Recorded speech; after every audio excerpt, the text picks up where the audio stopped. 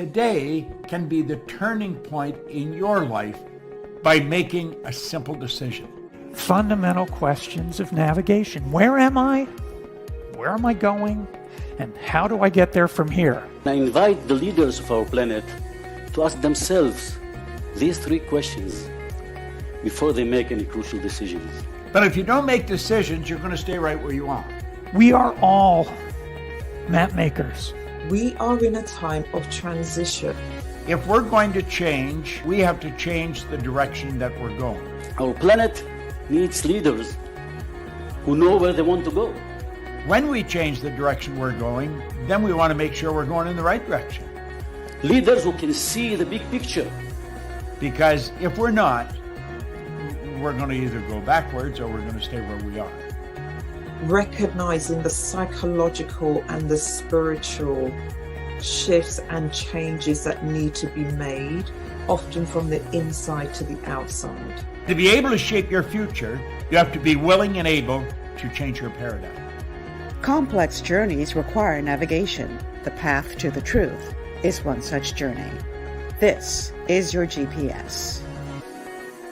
Hairstyling services provided by J.D. Edwards Salon and Spa, Palmdale Shopping Plaza, Madera Street.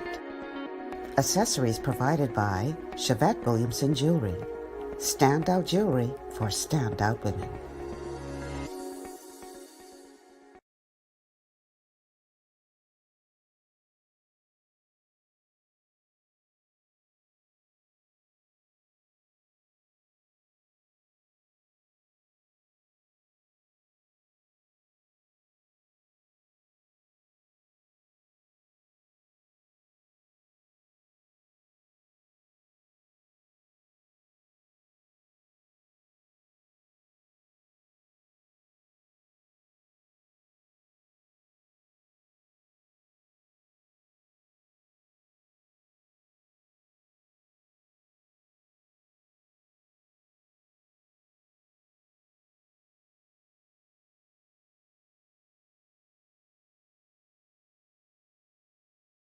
Blood pressure, heart disease.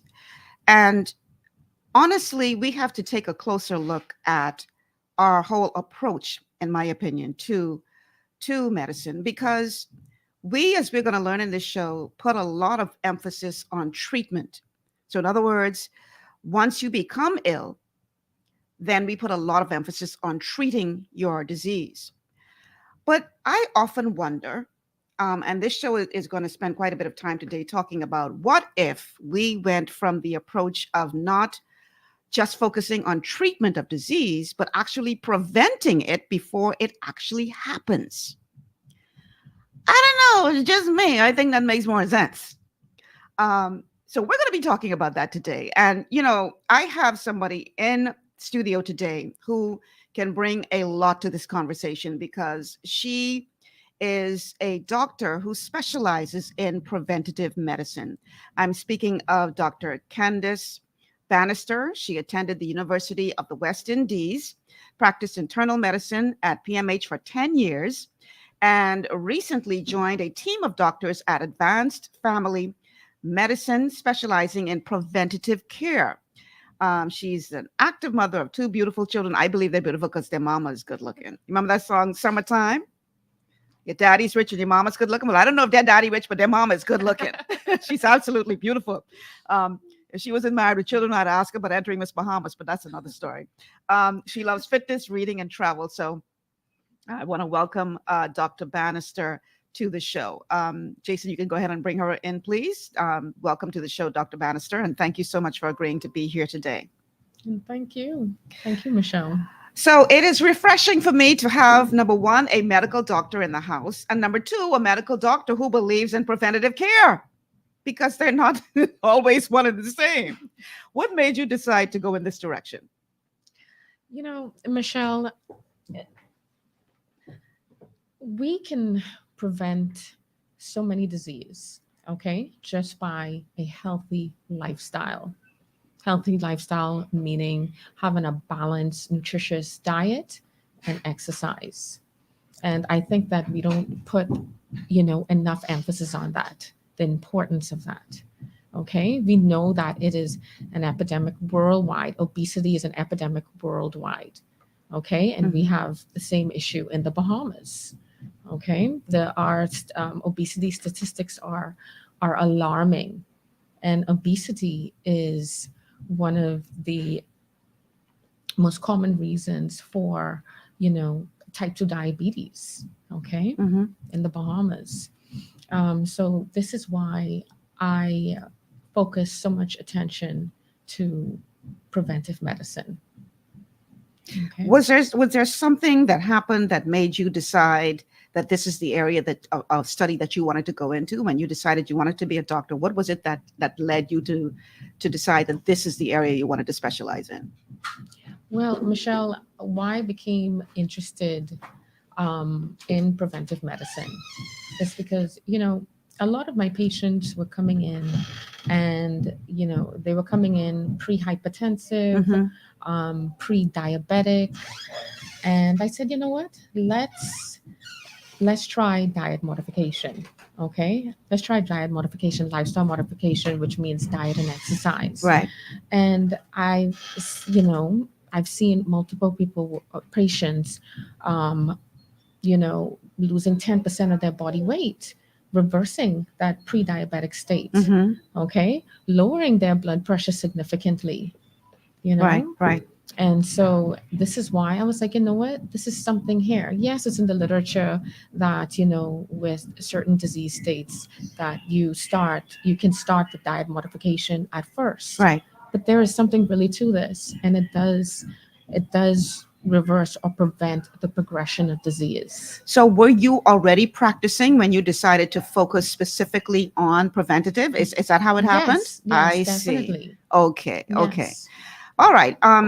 So for our audience, in case you hear some banging noises in the background, they're doing some work on the building, and I think my producer is going to try to get them to work on another area until the show is done, so we don't hear that banging throughout.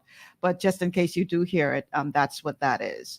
Okay, so I am, like I said, I'm really excited to have you here in studio because it's truly a blessing when you get a medical doctor who understands that there is a connection between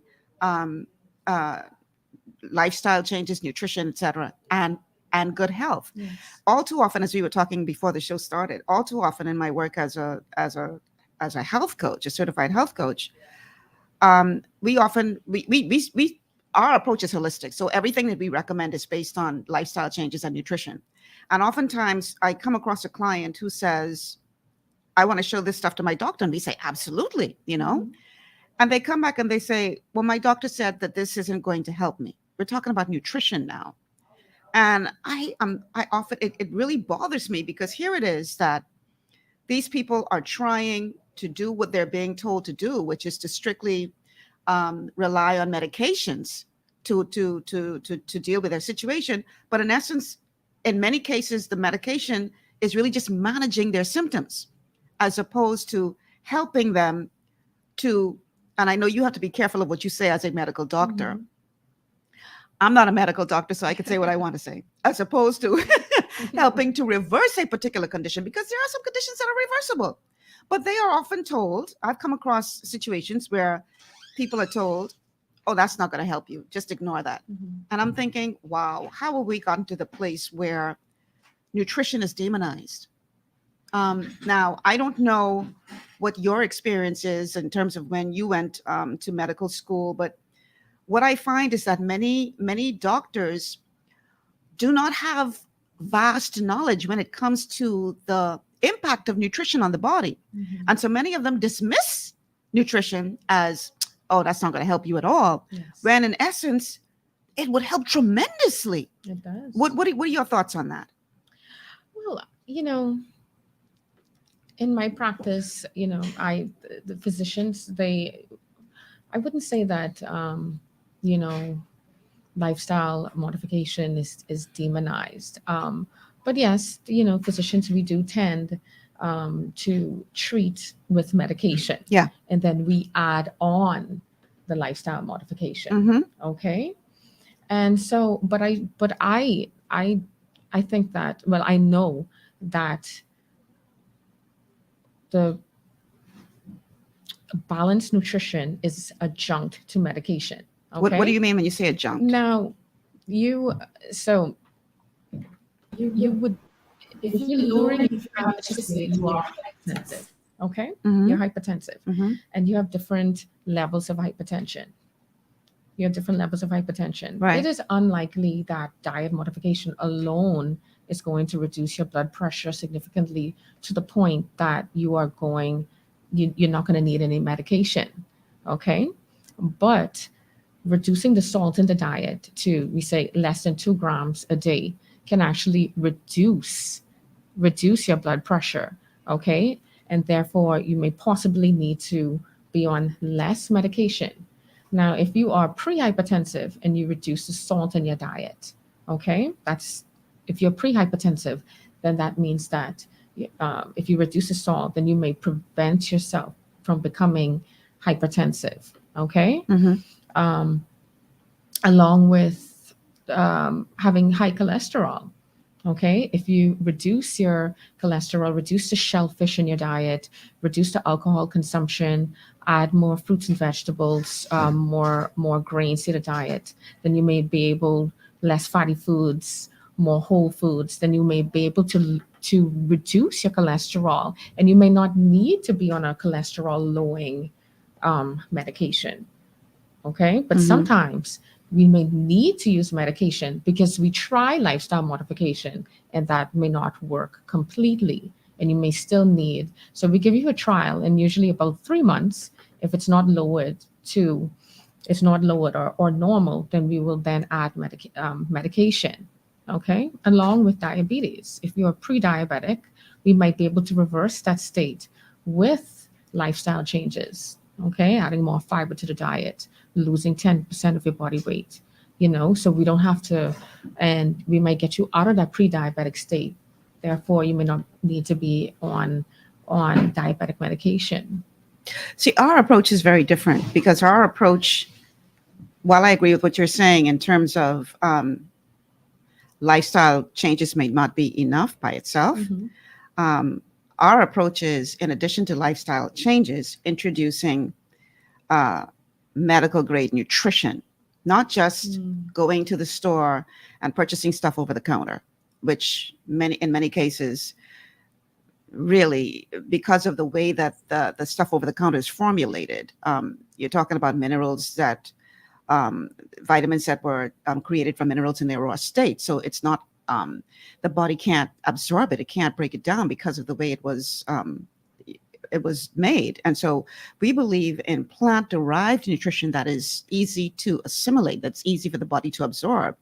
And so in addition to the lifestyle changes, in addition to the medication when necessary, a big part of what we believe is that a huge part of this preventative conversation has to be serious nutrition. And unfortunately, we're not getting it in our foods alone anymore. Because of the proliferation of genetically modified foods, because of, foods that are not organic, especially that have been sprayed with all of these chemicals. The soils have been so depleted that they don't have the minerals, the mineral content anymore. So anything that grows from them also does not have it. So we are being bombarded with a food system that is not serving us as it relates to us being able to get all of our nutrition from our food. And we believe that a major part of this conversation has to be medication when necessary, because I tell people all the time that, I know, listening to me, sometimes you may think that I'm anti-MD, and nothing could be further from the truth, because y'all save lives. You play a very important role, especially when you're talking trauma care. But when it comes to long-term solutions, long-term, chronic ailments, I think that we're missing the boat when it comes to not understanding the true worth or value of nutrition in that conversation. And so, for instance, you're talking about high blood pressure. I have a client who was on high blood pressure medication for 40 years. Every time he tried to come off of it, he had to go right back on because his blood pressure was out of control for 40 years. And after a couple of weeks of real nutrition, because that's a nutritional deficiency problem, his pressure was normal. You know what I mean? And so prior to the show, we started talking about a client that I have that was on the list to have a kidney replacement surgery. She's on dialysis. And I met her because I have never physically met her in person, but somebody sent me a GoFundMe page that she had started to try to raise money for her kidney transplant because she was on the list. And I said to the person, listen, do you think this person would be open to having a conversation about trying to deal with her illness holistically? Because one of the things that we've learned is that when you have something like kidney failure, the problem is that the microscopic veins that take the dirty blood to the kidney are actually blocked because of years of poor eating, years of abuse. So you've got this blockage, and the blood can't get to the kidney for the kidney to do its job. So the kidney obviously stops functioning. So our approach is, how do we unblock those veins with nutrition? And lifestyle changes, of course, because I tell people all the time that no amount of nutrition or even medication, but for that matter, can outdo a poor diet or toxins. If you're not going to change your diet, if you're going to continue to eat the damaging foods, then there's nothing that can be done for you.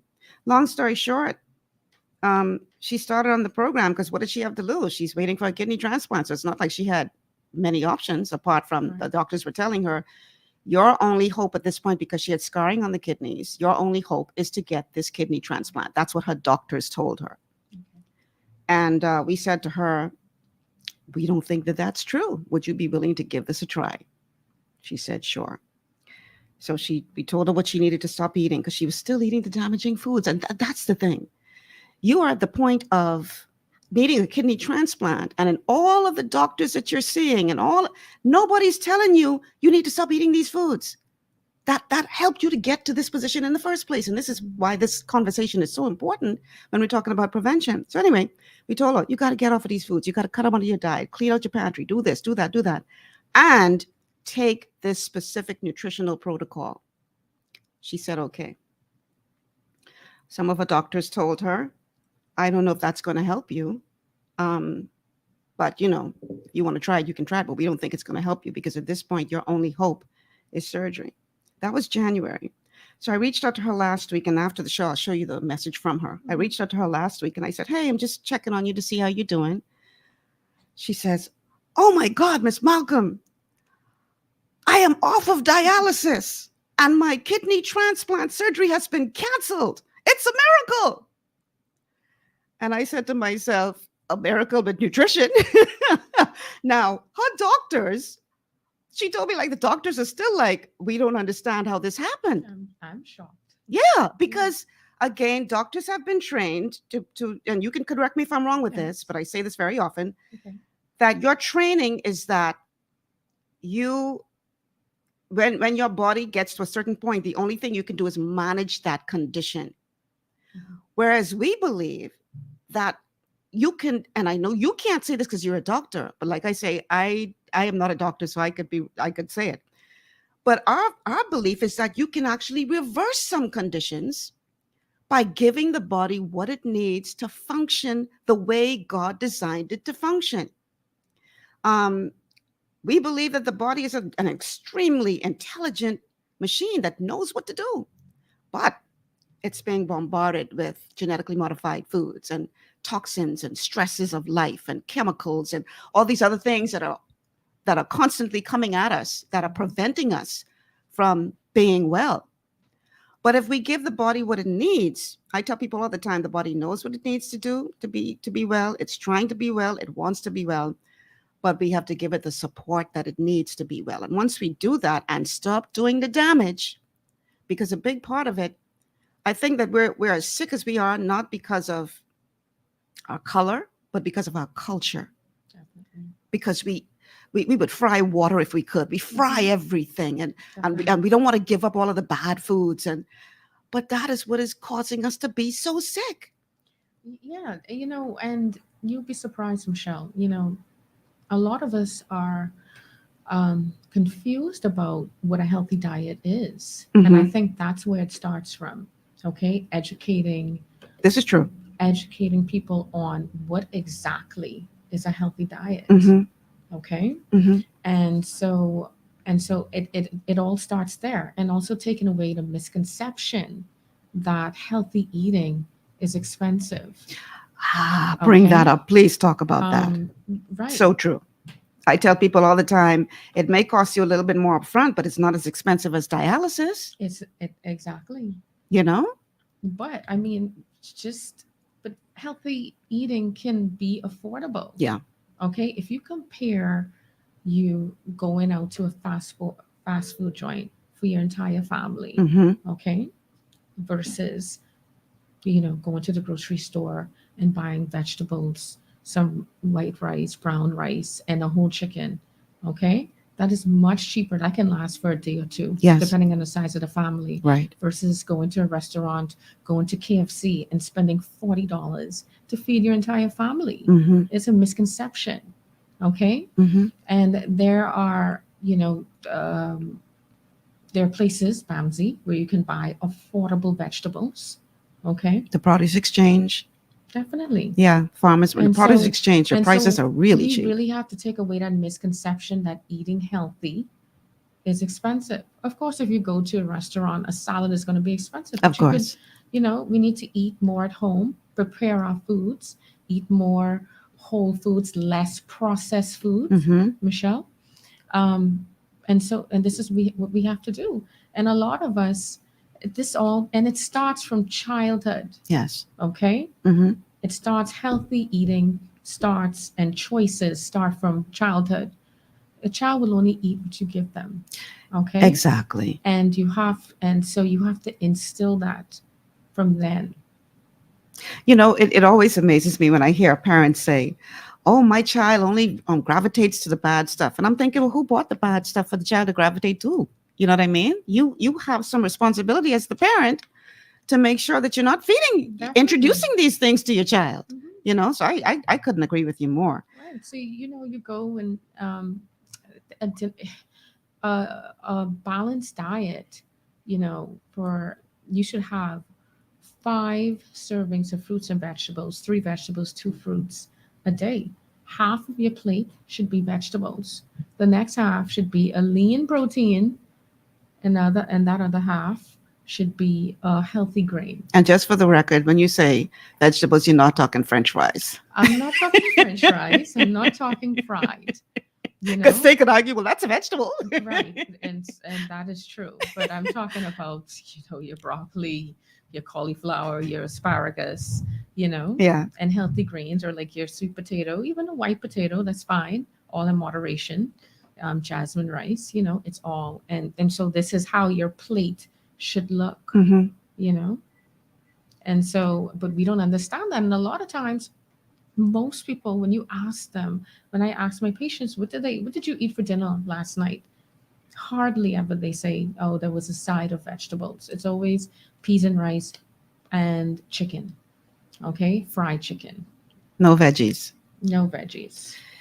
Yeah, that's a problem. What people need to realize, and we're going to, after our first break, I'm going to play a couple of clips, and we're going to dive more into taking a look at what the perfect preventative model should look like. Yes. But what people need to realize is that you play a very important role in your health journey. You are responsible for your health. And so, oftentimes somebody will come down with some kind of condition. I hear it all the time. Well, the doctor trying to put this on me, or the doctor say I have this, but I ain't receiving that. They're not claiming it. I ain't claiming that. No. Sweetie, you ain't got to claim it. You don't have it. Right? And stop blaming the doctor for you not doing what you were supposed to do over all of these years. And now that you are reaping the rewards of the seeds you have sown, now you want to blame the doctor for giving you the diagnosis. I often say you cannot fix what you do not acknowledge. So the first thing we need to do is acknowledge that we have a role to play in maintaining our own health. It can't be where you and your family eat garbage for all of these years, and then when something breaks, when your body finally says, I can't take no more, and something goes wrong, then you want to stick your head in the sand and pretend. And listen, I just got word last evening, that I lost a family member. I'm not going to, call his name out of respect, but he was having some kind of issues with circulation to the degree where they wanted to amputate a leg, and he refused to have it done. And now he's gone. Mm-hmm. So you have to face whatever it is that you are dealing with. And I know this show is about prevention, and we're going to get more into that on the other side of the break. But I just want to implore people. I say it all the time. Believe the diagnosis. I am sure as a doctor, you have more things to do than to make up diseases to put on people. Michelle, it's how you approach a patient. And I don't think I've ever had a patient say, of course they start, it's in our culture. I'm not claiming that. I'm not putting that in the universe. Right. I'm going to pray this away. Mm-hmm. Okay. But it's sometimes it's difficult to accept that, I'm hypertensive, especially if I'm 30 years old and I have elevated blood pressure. Yeah. It's difficult. So, but it's just the approach. And then I find that, I said, what, let's go through this together. Okay. We're going through this together. Mm-hmm. This is what is going, this is high blood pressure. This is what's going to happen if we don't treat it. Okay. And then I explained, just taking a pill or two is going to prevent you from having issues down the line. Okay. Because, for example, high blood pressure, they call it the silent killer, Mm-hmm. right? Because Mm-hmm. you don't have any symptoms. So why do I want to treat something where I don't have headaches? I feel like there's nothing wrong with me. Right. But then once you explain, if I don't treat you for this, and I start to show them numbers, I actually let them see, this is your pressure, and this is what's considered normal, and this is what's considered abnormal or hypertensive, and what stage you're at. And then if we don't treat this in a year or 2 or 3, you may eventually develop chronic kidney disease. You may lose your vision.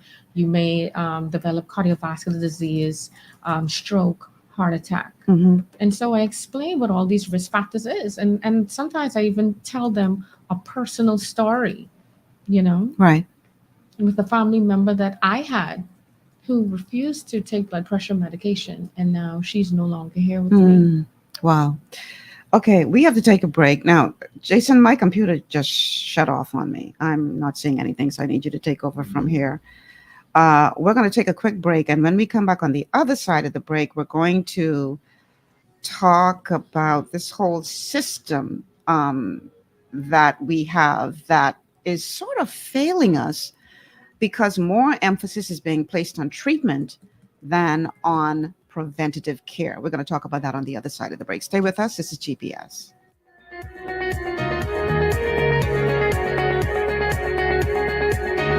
Understanding your microbiome, also known as your gut ecosystem, can change everything you thought you knew about nutrition, digestion, immunity, and metabolism. Keeping your gut ecosystem healthy and balanced is essential. Ultimate Microbiome by Longevity was specifically formulated to optimize this ecosystem. It provides the advanced support your gut needs through prebiotic, probiotic, and postbiotic supplementation. Our unique blend of probiotics includes Lactobacillus and Plantarum, healthy bacteria that can help prevent harmful bacteria from taking over your gut.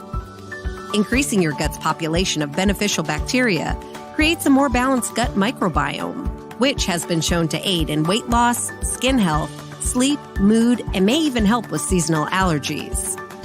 Ultimate Microbiome also promotes the production of postbiotics. Postbiotics are key to help regulate your gastrointestinal health.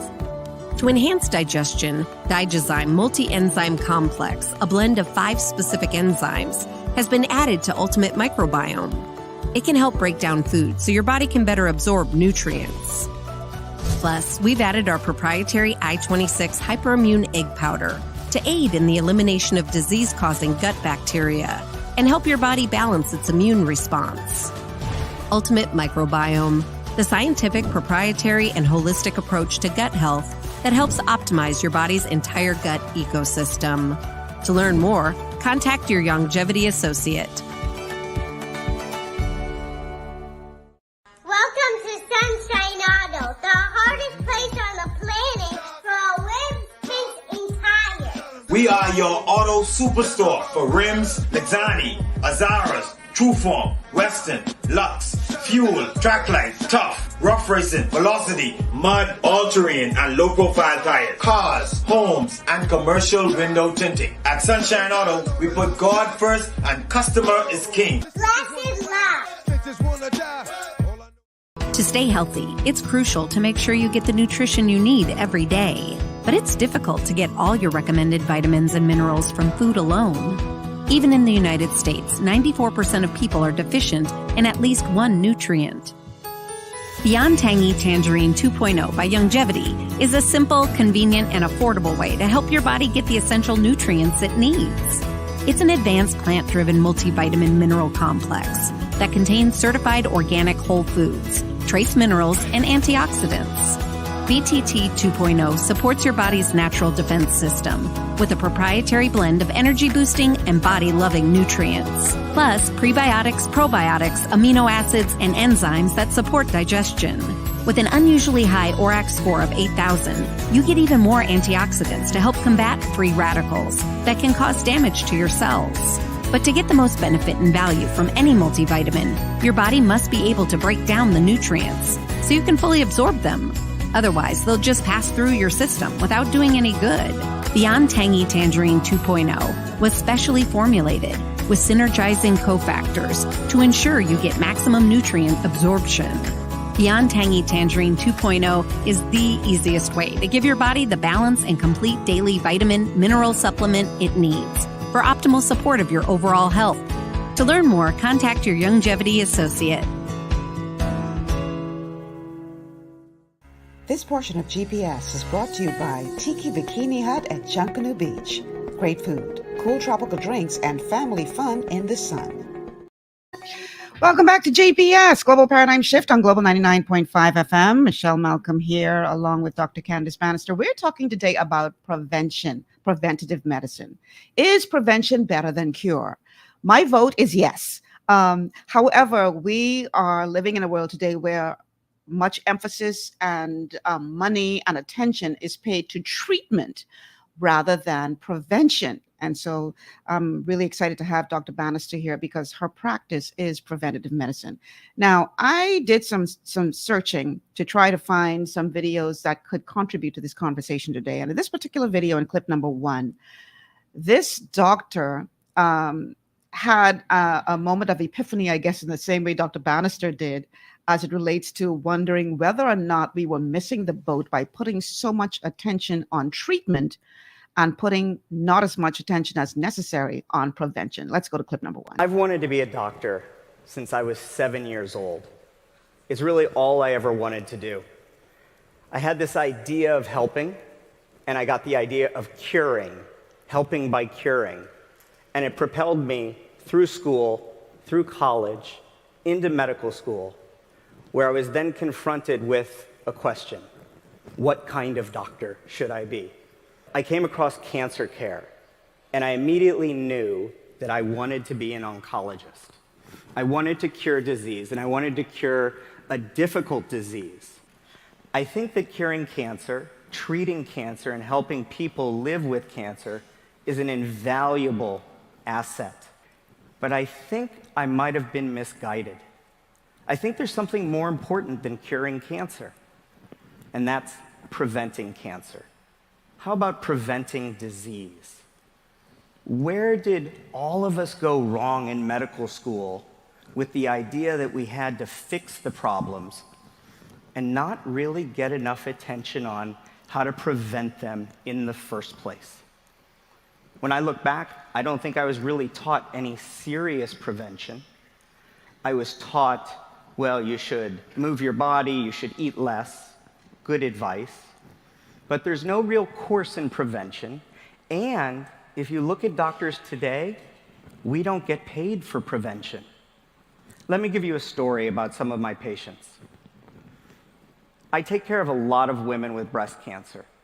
And you might know it, but breast cancer is really curable. Of course, the word cancer strikes fear in your heart right away, but 98.6% of women who get diagnosed with stage 1 or stage 2 breast cancer are going to be cured. That's a good thing, right? But here's the worst part. Here's the rub.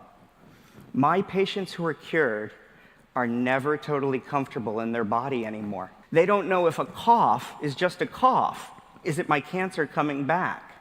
That insecurity is a huge driver for me and my own patients to do more in prevention.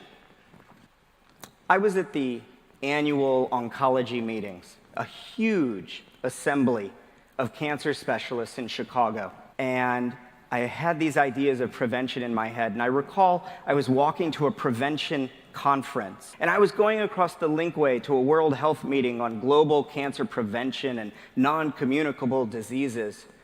And literally every single other person was going the opposite way.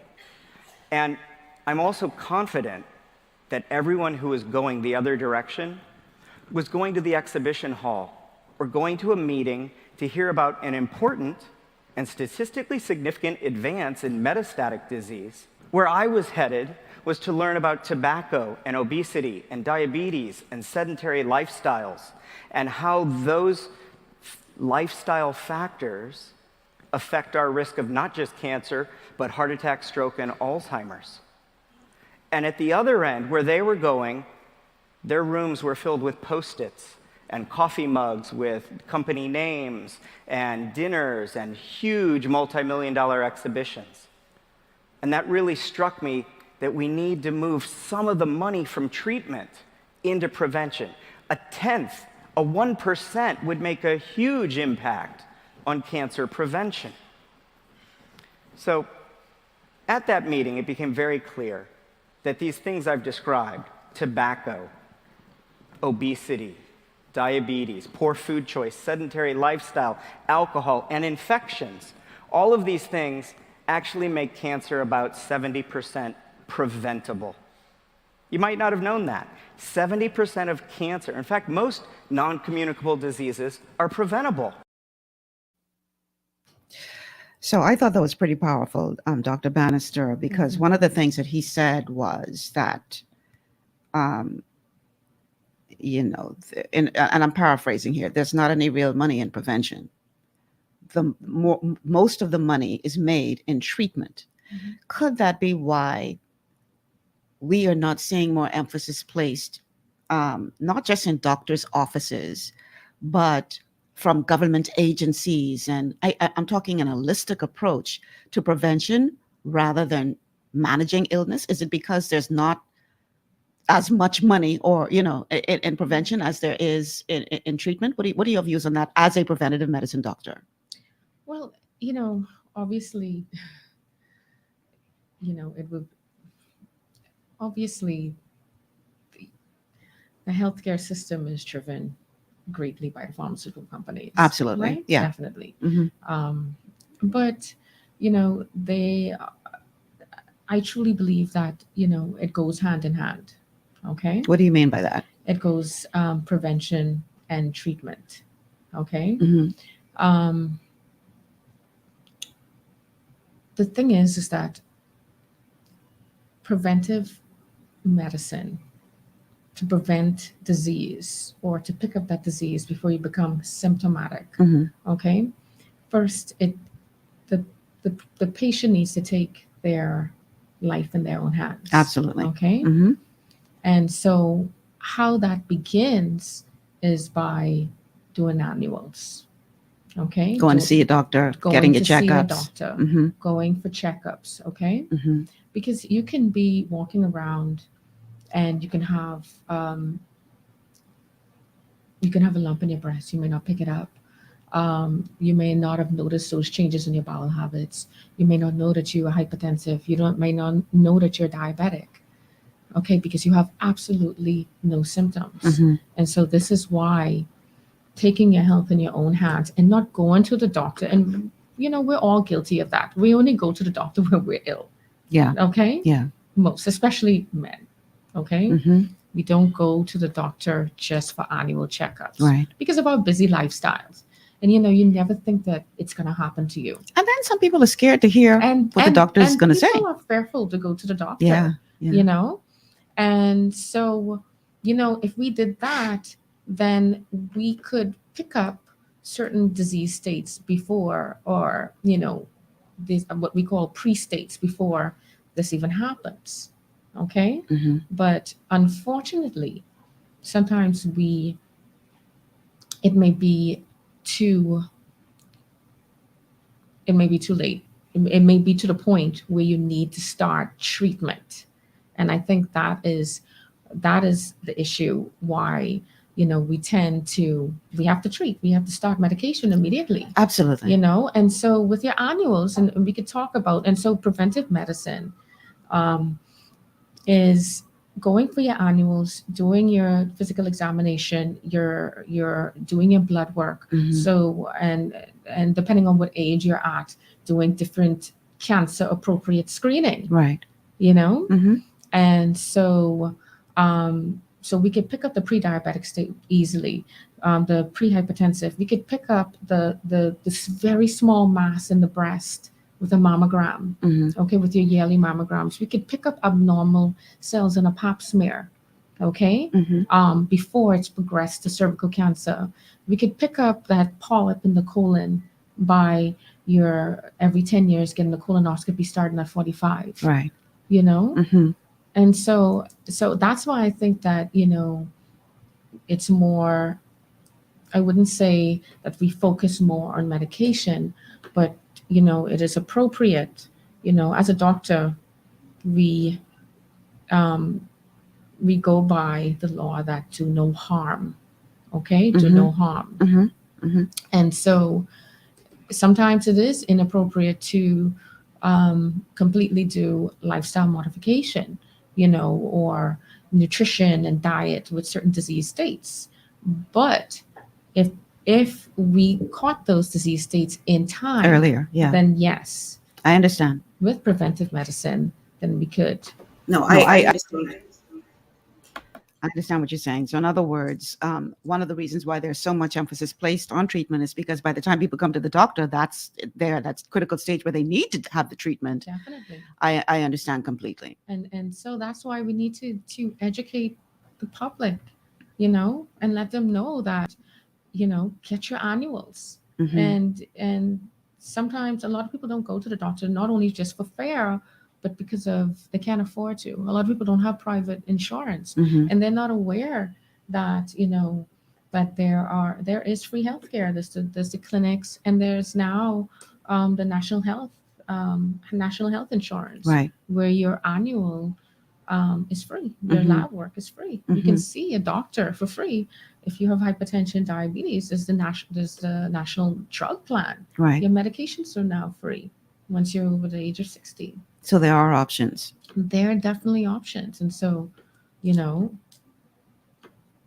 Okay. One of the things that I'd like to talk about is when we're talking about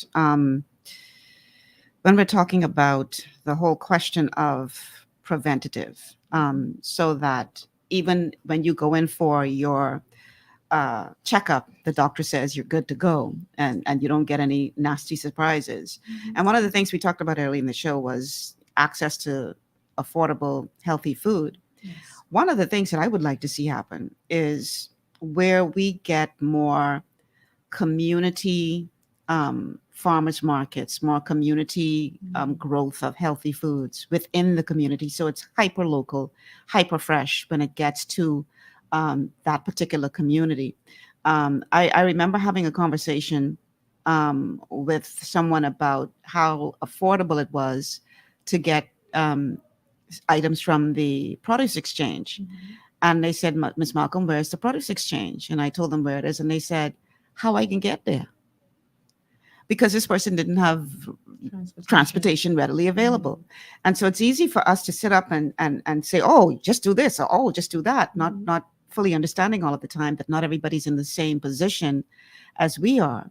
And so I think we need to find a way to make it easier for persons to have access to healthier, affordable foods.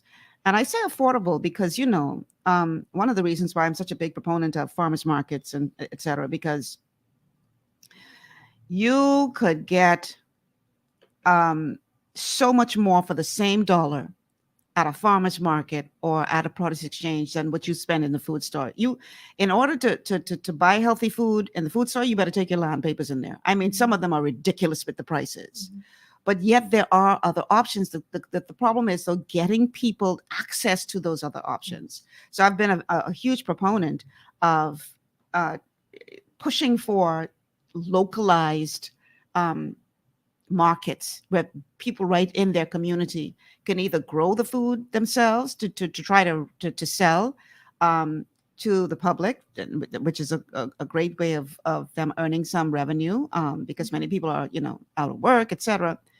But also ensuring that their community gets the healthy, fresh foods that they need, so that when they do the doctor's visit, they don't get this big surprise that they're walking around with this terrible disease that they had no idea that they had, or were ignoring and just afraid to face it. So that's one of the things that I would like to see. But I think that it's important that we understand in this conversation that, and you touched on it as well, that you have to take responsibility for your own health. It can't be where you ignore all of the signs, ignore all of the symptoms, because at the end of the day, you become, and I hate to put it this way because it doesn't sound very compassionate, but it's not intended to be that way, but you become a burden to our society, because now we have to pay to take care of you. Whereas you could have easily avoided the disease that you're battling with, had you just taken a moment to take some responsibility for your own health. What are your thoughts on that? Well, that's true, because so it does place a burden on the economy. Okay, it does place a burden because once you have a disease, a chronic disease, such as diabetes or hypertension, likely you're going to be on lifelong medication. Okay, likely.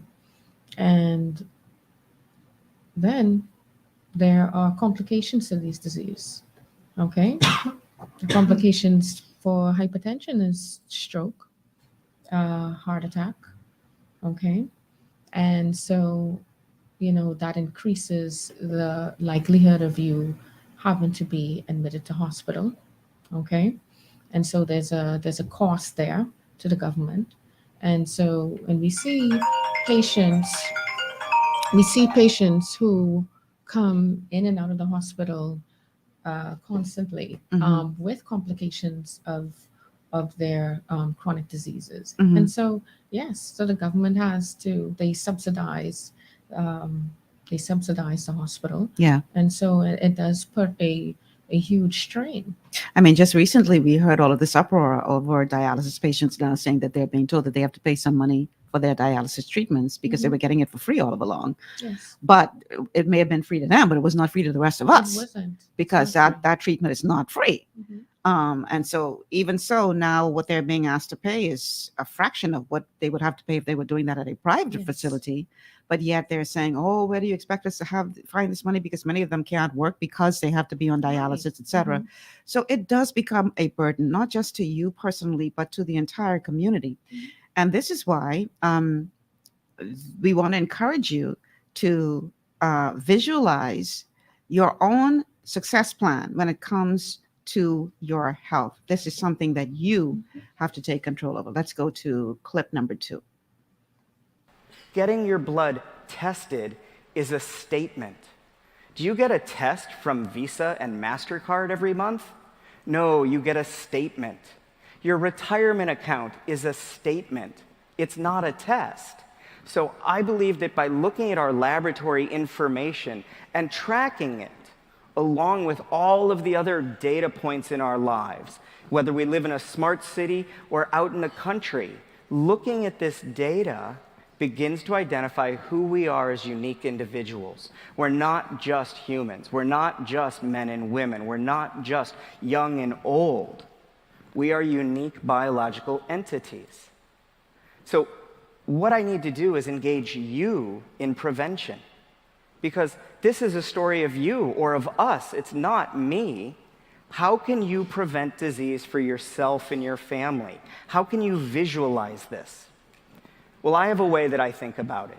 So I need you to use your mind's eye and follow me. I see a 3D tic-tac-toe. Do you see it? The 27 glass cubes all lined up. I see my health in the center cube, in the center of this, almost like a Rubik's Cube you could see through. That's your health right in the center, X, Y, Z, 000, say at age 25. But I also know from census data that 7 out of 10 adults are dying from heart attack, stroke, and cancer. So I know that the walls of these cubes are illnesses. The cube I live in, the cube I hope you live in, is wellness. And we need to proactively get into wellness and avoid illness. And we have to visualize it, because everyone, no matter what we eat or what we do, has been migrating from the center to that point where the wall of cancer and the wall of cardiac problems and diabetes and obesity all meet. It's so easy to predict. That's the issue. You can see this coming. So why don't we now measure it? Can we now see the transition points between wellness and illness and course correct?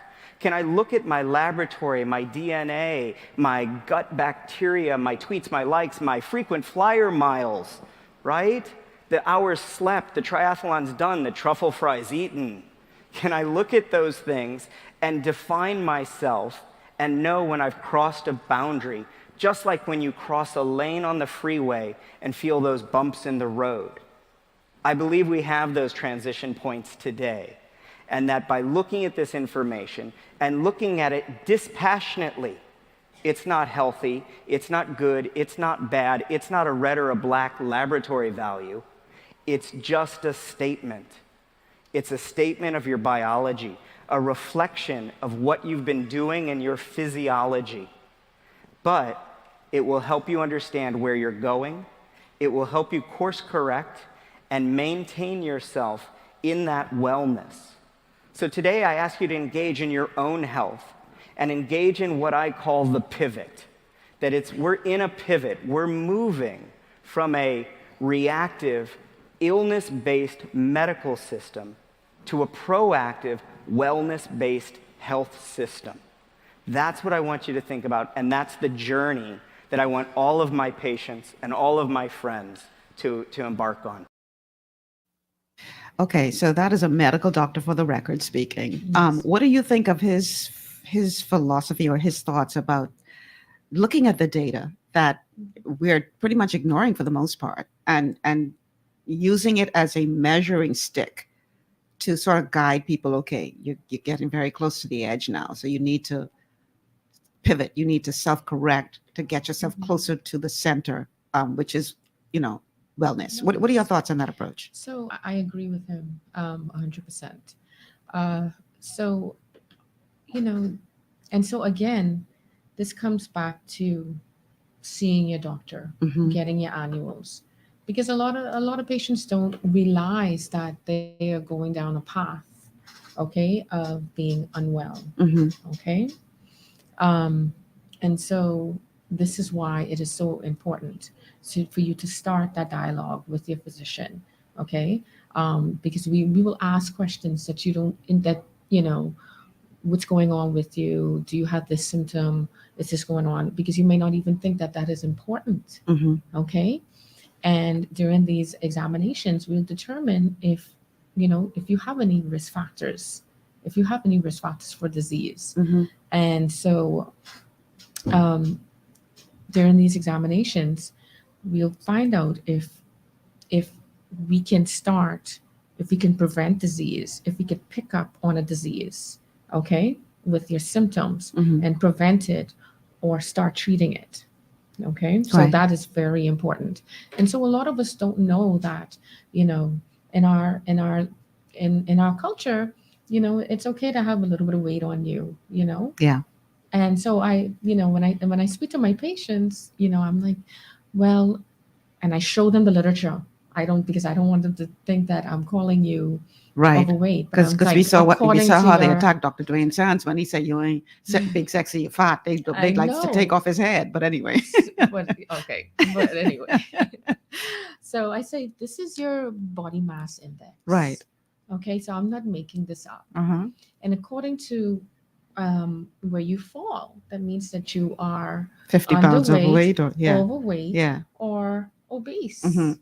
And so this is it. And I said, you look at me and you think that I'm slim, but I actually fall into the overweight category. So I'm not just putting it on you. I know Right. that there are things I have to change about myself too. Right. And so and then I start the dialogue about obesity and being overweight leads to so many issues, such as type 2 diabetes. Okay, this is preventable. And so yes, there is that line, okay, that you can prevent that patient from crossing before it's too late. So I agree with him. Fantastic. All right. We are going to take another break. And then on the other side of the break, we sort of touched on it in this last segment, but I want to dive deeper into this whole conversation about the communities that are disadvantaged. Because unfortunately, that is the reality. We do have people who, right now, this conversation is going straight over their head because they're thinking, I don't have food to put on my table, and you're talking about preventative care.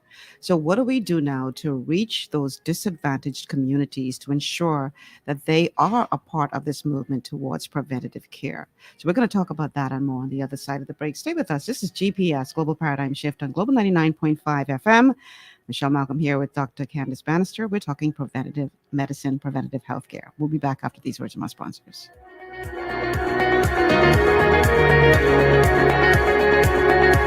Your body's immune system is under constant pressure from things like stress, lack of exercise, and toxins in the environment.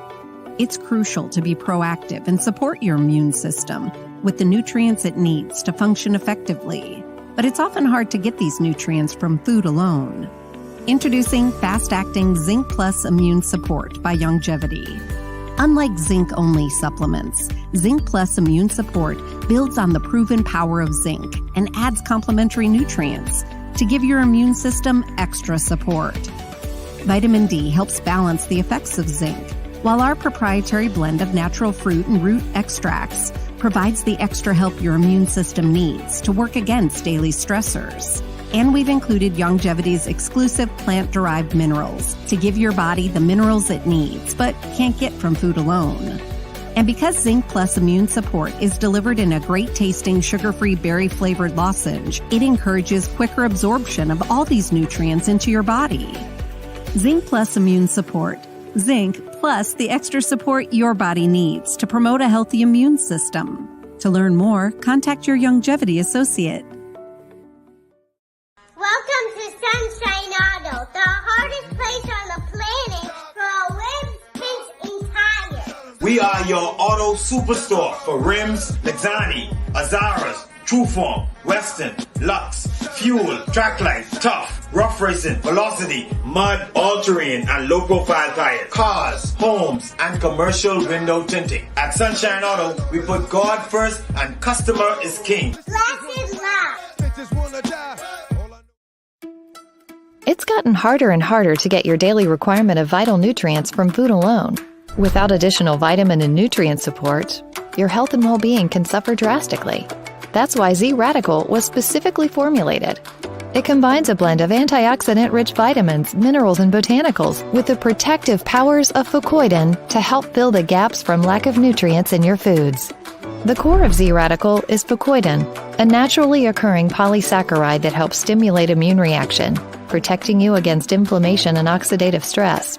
We harvest this powerful mineral-rich nutrient from brown seaweed, harvested only from the world's most pristine ocean waters to ensure the purest quality. It's then extracted using cold process technology to ensure maximum levels of bioavailability. Then we add essential vitamins that help to protect your cardiovascular and nervous systems and are crucial for optimal immune and neurological function.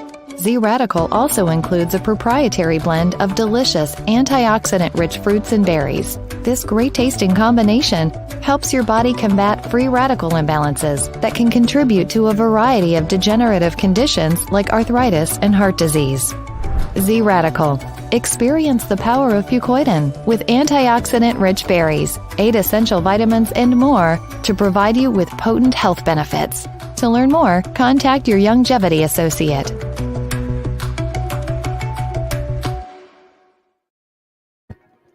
Welcome back to GBS, Global Paradigm Shift on Global 99.5 FM. Michelle Malcolm along with Dr. Kandis Bannister. We are talking today about preventative medicine, preventative health care. How can you take care of yourself to the point where you don't get so sick that you have to then go for treatment and surgery and dialysis and all that stuff?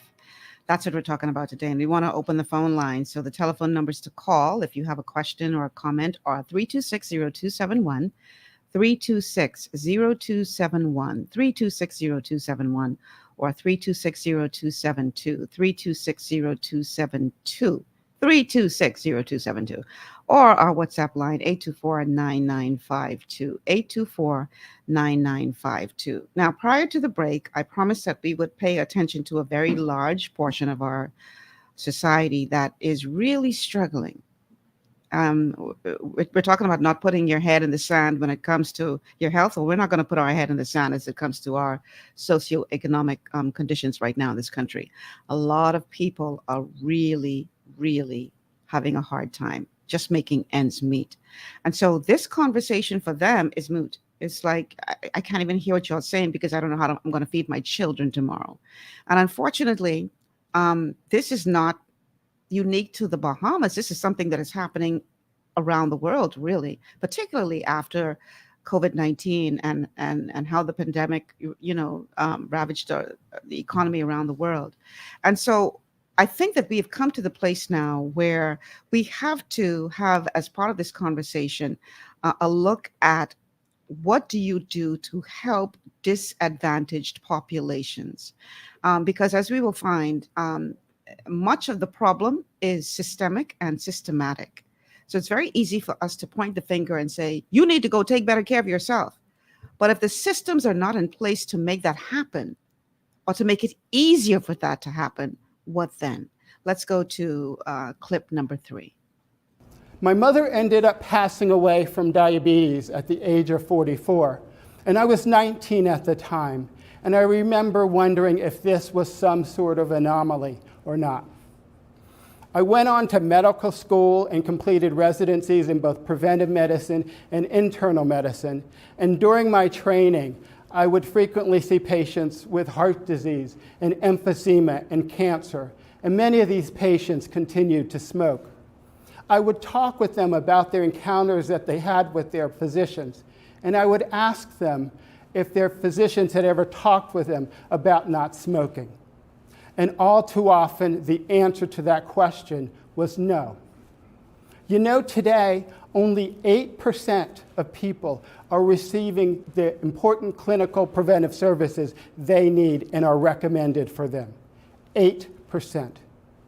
Wouldn't it be great if instead of that, we could focus more on prevention and health promotion? If we could spend more time with our patients to understand their risk factors? But the reality is how we are trained and how we are reimbursed as physicians, we are rewarded to treat disease, not to prevent disease.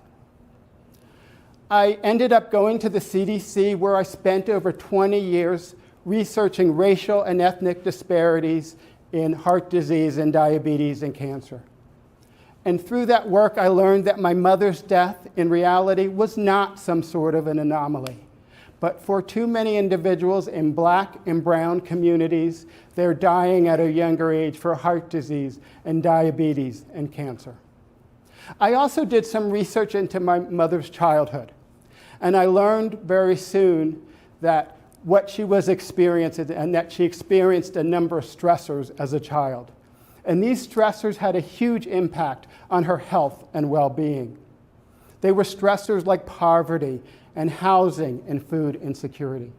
You know, data from the Adverse Childhood Experiences study shows that physical abuse by itself can increase the risk of heart disease by up to 50%. This is not just true in Black and brown communities, but it's true in immigrant populations, veterans, and the population overall. Fascinating.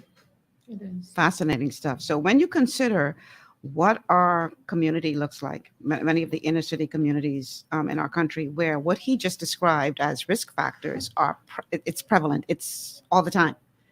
Where there's poverty, where there's abuse, where there's, you know, I had Dr. David Allen on as a guest on a show in another place, and he was talking about how so many of our young people, especially, are suffering from PTSD. Yeah, because so when you are dealing with these kinds of stresses, we're setting ourselves up for a very sick nation going forward. And unfortunately, a lot of people aren't making the connection between the two.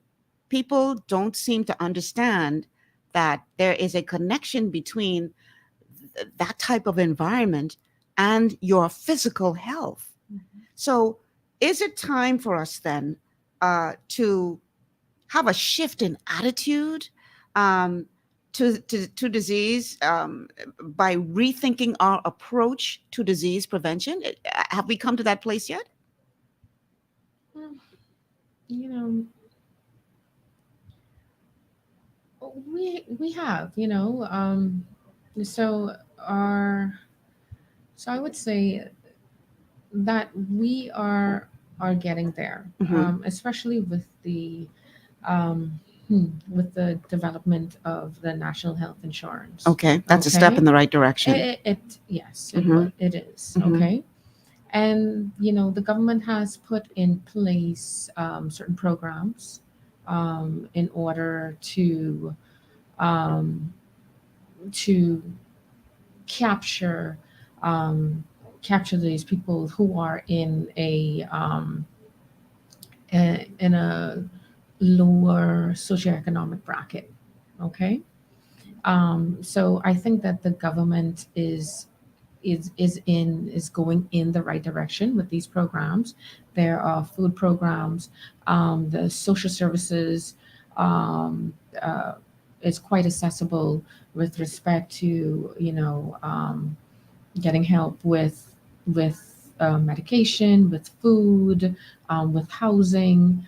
Okay, there are also numerous community clinics. So, you know, healthcare is accessible. Mm-hmm. But yes, so this is a global issue, okay, where persons within certain economic brackets, certain, well, I should say minorities, the elderly, okay, yeah. are not as, don't have, so yes, there's a disparity mm-hmm. With those in those groups with, you know, with respect to accessibility to healthcare. Mm-hmm. Okay. And therefore, with, you know, the accessibility to healthcare, then obviously they are at higher risk for developing these non-communicable disease and having complications. Right. Do you believe that the programs that do exist go far enough to address risk factors before severe illness kicks in? Or in your utopia, would you see even, you know, far more being done towards that end? So, yes. So, you know, we're heading in a good direction. Mm-hmm. However, there's still a lot more that needs to be done. Yeah. And that's the honest truth, you know? Mm-hmm. And so it all begins with educating the public by, by forums like this, Mm-hmm. understanding that healthcare is accessible, and where do we go? Right. Okay, and so that's number one. um, and also too, I mean, just kind of going back, the accessibility to healthy foods. Okay, the government and the government has put incentives on persons to purchase, or not even purchase, have given land so people could start farming. Right. Okay, Mm-hmm. so we could have more accessibility to local produced food. Therefore, it'll be cheaper instead of importing, and that's the issue because we import so much. Yeah. I mean, and just having accessibility. We have. You look across the street and you see three. I can see McDonald's, Wendy's, Listen. and so the accessibility to fast food. So we need that accessibility To healthy food. To healthy food. Equally as much. I agree with you. And on that note, and this may be a controversial thing to say, but why are we not putting pressure on food importers to not bring in the bad foods that are destroying our people? Because you walk into a food store and it's a lot easier to buy the foods that are, one of my callers calls it bread casket items. Bread basket items are dead cheap, but you keep eating that, you end up in a casket. But they're cheap. Whereas if you have somebody who wants to do better, who makes a decision whether they're forced to because of their health or they just want to be preventative, and you walk into the food store, you only got so much money to spend, and you look at the prices of the healthy foods, and it's through the roof. It is. You go in there with $20, you might get 2 items. And so on the one hand, we say we are serious about preventative care and about getting our people healthier, but on the other hand, we're not putting any kind of pressure on food importers, let me not use the word pressure. We're not incentivizing food importers to bring in healthier foods at affordable rates. We're not incentivizing food store owners to buy more locally, because let's face it, we have farmers in the Family Islands where their produce is literally rotting. Can't get on in the food stores because the food store owner says, well, the problem is consistency. They can't guarantee me that they're going to give me so much of this particular product at a certain time. Well, here's my thing. I'm no genius or anything, right? But here's my thing. I would think like what they do in Jamaica, for instance. In Jamaica, if they have a product that is produced in Jamaica, you are going to pay an arm and a leg as a food importer to be able to bring a competing product into that country if they produce that. And they put support behind the local company. When I say they, from whatever government level or whatever it is, because you may say, well, the food store owner has a point. If they can't meet the demand, then what do you expect? But many times they can't meet the demand because they're not getting the support in order to invest in their farming business, invest in their husbandry business so that they can produce on a regular basis. So it's like this vicious cycle. It's catch-22. So from a legislative point of view, I don't understand why we don't say, okay, we produce this particular thing in the Bahamas. You have to buy Bahamian, or if you choose to bring something in from outside the country, you're going to pay an arm and a leg for that. Now, if it is not in season in the Bahamas, then we will lower the tariffs on for you to bring it into the country while we wait for our farmers for it to be in season locally. Because quite frankly, I tell people all the time, let's use a banana as an example. You go into the food store and you see the pretty yellow, perfectly shaped, perfectly colored banana, perfectly yellow. And you think, oh, I'm doing well. I'm eating this banana. If you go and get the spotty banana would grow in the Bahamas, it tastes better. It's more nutritious because chances are that perfectly yellow banana has been genetically modified, sprayed with all kinds of chemicals, so it could be perfectly yellow. So you getting swing by your eyes. Whereas you have the local banana, tastes way better. But because it got a couple spots on it, you decide not to buy that. My thing is this.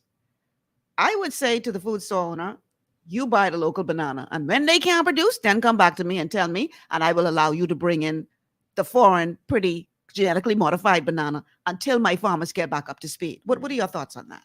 I agree with you 100%.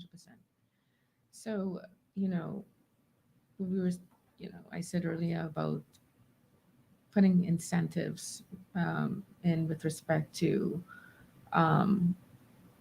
nourishing the farming industry. Yeah. Okay. Mm-hmm. So years ago, we grew pineapples. Yes. And so we used to export pineapples. So I don't know if it is an issue with respect to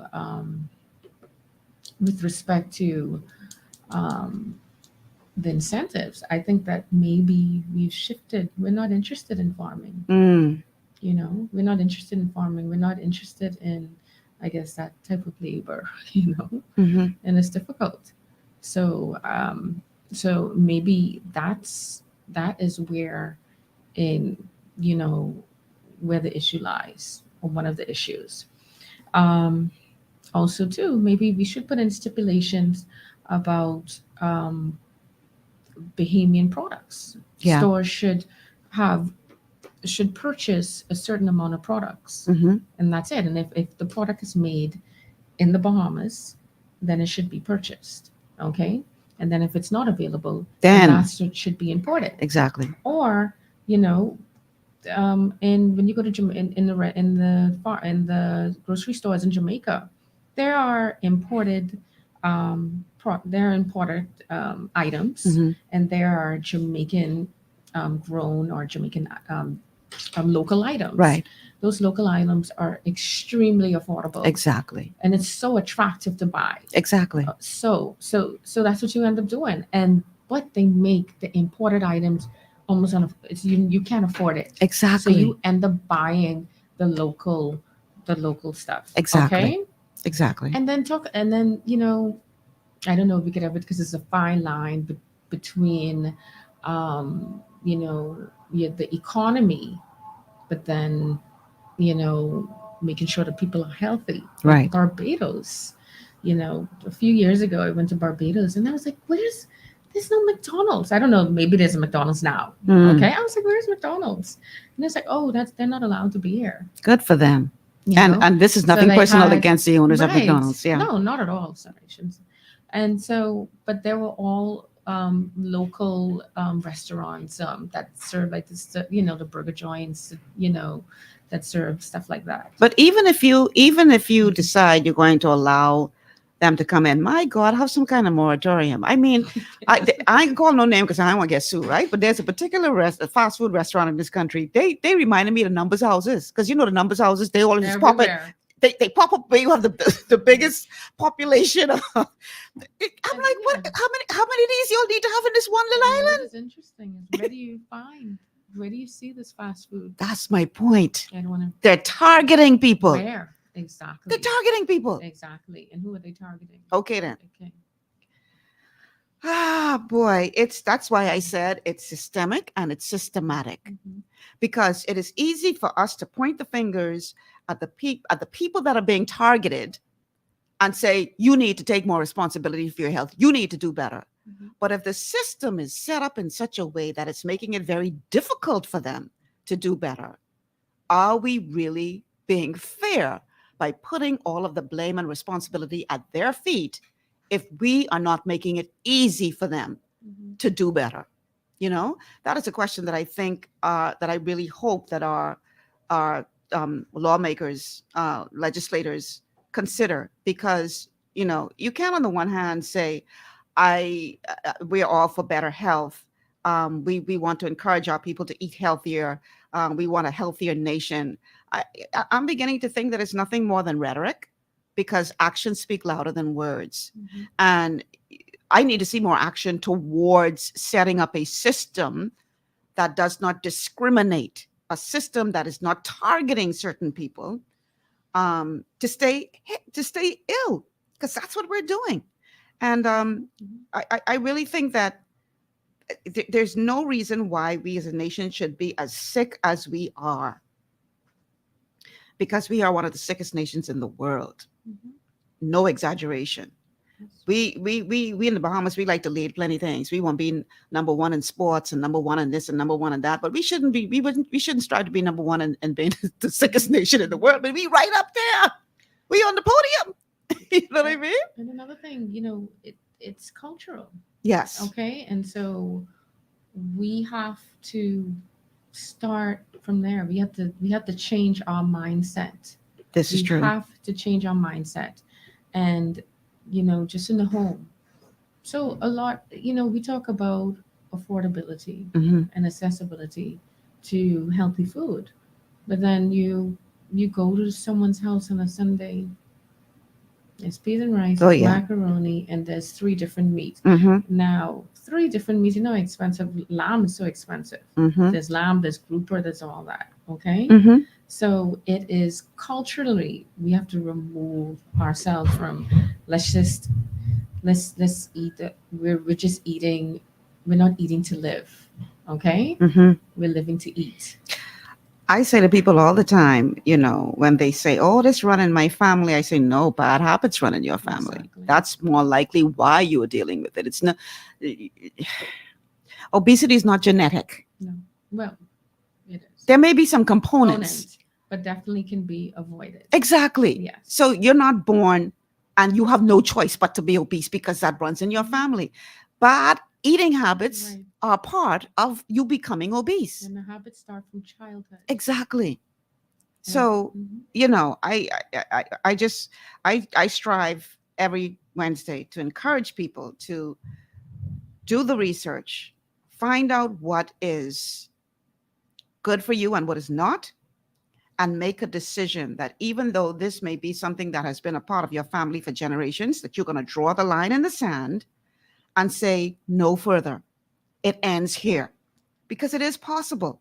It is possible to do that, but you've got to, like the good doctor said, you've got to change your mindset. You have to change your mindset. And I think far too often people wait until they get to the point of being so sick till they finally decide, okay, I think I better start paying attention to this. And oftentimes it's too late. They've waited so late. I think that one of the reasons why we have such a high death rate for things like cancer is because so many people are in denial for so long that by the time they do go to a doctor, the doctor is like, why did you wait so late to come in and see us? There's not much we can do for you at this point, And so I want to encourage people listening to the show to please, and I'm talking to myself right now. I want you to think that I'm sitting up here in judgment because, I need to go get a checkup as well. But I want to encourage you to go and get a checkup. To if you can't afford to go see a private doctor, go to the clinic, get your checkup to make sure everything is good. Because if it's not, I would rather know that earlier than later. Because at least if you find out early enough, then you can do something about it. My thing is always believe the diagnosis. Don't necessarily believe the prognosis, but believe the diagnosis, because you cannot fix what you do not acknowledge. So the first step is to acknowledge, yes, this is something. And the first step to get to that first step is to go and get the checkup. And that's where the work that you do comes in, correct? Definitely. Yeah. So what are some of the things that you do when a client does come to see you? What is your approach to finding out how that person is doing? Yeah. So for an annual, we sit down and we have, I ask them about a family history. Family history is very important. Okay. If who has diabetes, who has hypertension, is there any risk factors for any cancers, who has any kind of cancer in the family? Okay. So it is a very, and then I also ask, we go through a list of symptoms, because a patient may not even know that symptom is important or tied to something else. We call it review of systems. Yeah. Okay. Yeah. Literally every system in the body, we ask a question. Okay. And you'd be surprised. Last week, a young lady came in and she was just like, we did our annual, and patients always think, oh, I'm just going to do this quick exam, go to the lab and do some blood work, and that's it. I mean, that is a huge part of it. But she started saying, so I started asking her, so what about urination? Do you urinate more than usual? You always go into the bathroom? Are you always thirsty? And she was like, you know what, doc?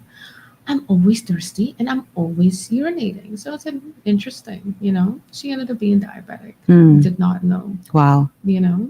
But and good thing that she came. Good Yeah. thing that she came, and we did the lab work, and yeah, she was diabetic. Wow. I She's didn't gonna- even know it. and had no idea. So we do a complete examination, a full history. Okay, a full history. So that's when I ask all these questions about any symptoms, any family history. Do they have any medical history? Have we been admitted to hospital? And then we go on to an examination, and then I send them for a broad range of blood work to determine if they're diabetic, if they have any if they have any chronic kidney disease. We consider with blood work. Depending on if it's a male, I may send him, if he's over 50, may send him for a PSA, which is a test that we do to determine if there's any issues with the prostate. Okay. We do a pap smear for women, mammograms for women over the age of 40. And then ECGs if the patient has risk factors. Okay. So it's a comprehensive. Very comprehensive physical. Sounds good. If you have a question, the telephone number is a call 3260271, 3260271, 3260271, or 3260272, 3260272, and our WhatsApp line 824-9952. And I'm glad to hear, because pretty much that's the same approach that we take. We call it a health evaluation, where we just ask you a bunch of questions about the symptoms that you're experiencing. And one of the every now and again, I come across a person who says, well, you can't just recommend something to me. I got to go through all of this. I got to answer all these questions. And I'm saying, is that a call for the show? No. And I'm saying, would you go into a doctor's office and say, doc, I don't want to answer no questions. Just give me some medication. Do you get that at all? Or people are pretty much, committed to doing the test to find out what's going on with them? I try to make it as informal. People have this preconception of going to the doctor, where it's going to be uncomfortable. They're going to find out, oh, something is wrong with me. I'm dying. Most of the time, and this should, most of the time, you don't find anything. The person is in perfect health, and it's most of the time. And so that's why that should really push people to come and see the doctor more, because it's the fear of knowing, the fear of finding out that there's something wrong. Right. Okay. And just to know that, you're coming in to get your annual, to get your checkups, and it's likely that everything is going to be fine. Okay. And then if it isn't, then we deal with it. Yeah. We deal with it and we move on, and hopefully we caught this in time, Well, that's the key, to try to prevent something catastrophic from happening. Definitely. But if for any reason something has gone wrong, you got to face the facts, people. You got to deal with it. And I find that usually it's not as scary as people think it is. Sometimes people do face some very serious conditions, and it's going to take medication and prayer and faith and nutrition and lifestyle changes and everything to turn that around. But you cannot allow fear to be a part of the mix, because fear has an impact on your physiological well-being as well. Correct? It does. It is natural. It is natural to have fear of being ill. Okay, that is not a abnormal response. But you don't want it to consume you, in other No, words. you definitely don't want it to consume you. And I always, once I'm comfortable with my patients, I always say, what, it doesn't make sense to worry twice. Exactly. Let's see what's going on first. Let's see what's going on. And you know what? hopefully everything will be okay. But if it isn't okay, we're going to go through this together and try to figure out a way how we are going to solve this issue. Yeah. One of the things I want to encourage people is to, some people just give up. They get a diagnosis and they well, something got to carry, and I guess this is what's going to carry me. And I tell people all the time, if that is what you are prophesying over yourself, if that's what you're speaking over yourself, then don't be surprised when it happens, because a major part of the healing process and a major part of prevention, especially, but healing especially, you have to have a positive mindset.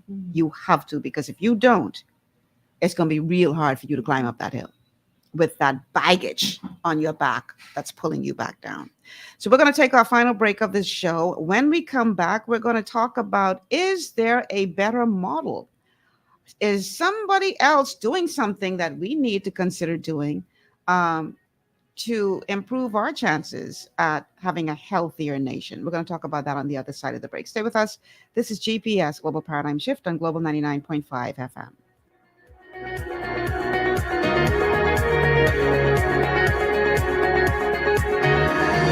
Understanding your microbiome, also known as your gut ecosystem, can change everything you thought you knew about nutrition, digestion, immunity, and metabolism. Keeping your gut ecosystem healthy and balanced is essential. Ultimate Microbiome by Longevity was specifically formulated to optimize this ecosystem. It provides the advanced support your gut needs through prebiotic, probiotic, and postbiotic supplementation. Our unique blend of probiotics includes Lactobacillus and Plantarum, healthy bacteria that can help prevent harmful bacteria from taking over your gut.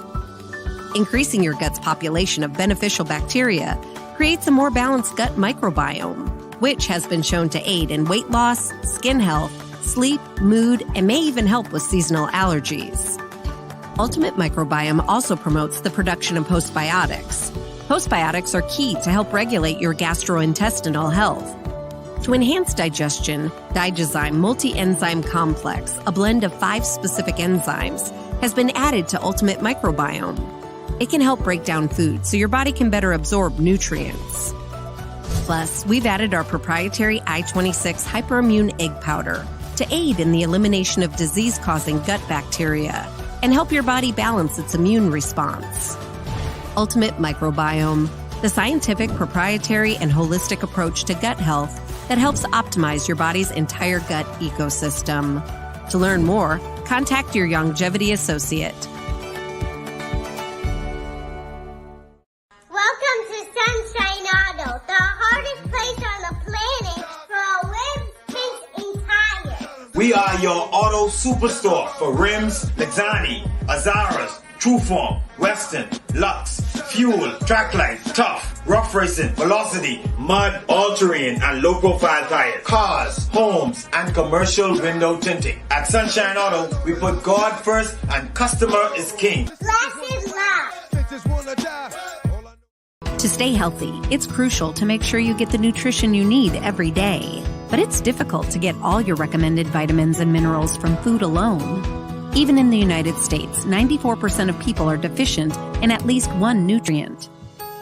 Beyond Tangy Tangerine 2.0 by Longevity is a simple, convenient, and affordable way to help your body get the essential nutrients it needs. It's an advanced plant-driven multivitamin mineral complex that contains certified organic whole foods, trace minerals, and antioxidants. BTT 2.0 supports your body's natural defense system with a proprietary blend of energy-boosting and body-loving nutrients, plus prebiotics, probiotics, amino acids, and enzymes that support digestion. With an unusually high ORAC score of 8,000, you get even more antioxidants to help combat free radicals that can cause damage to your cells. But to get the most benefit and value from any multivitamin, your body must be able to break down the nutrients so you can fully absorb them. Otherwise, they'll just pass through your system without doing any good. Beyond Tangy Tangerine 2.0 was specially formulated with synergizing cofactors to ensure you get maximum nutrient absorption.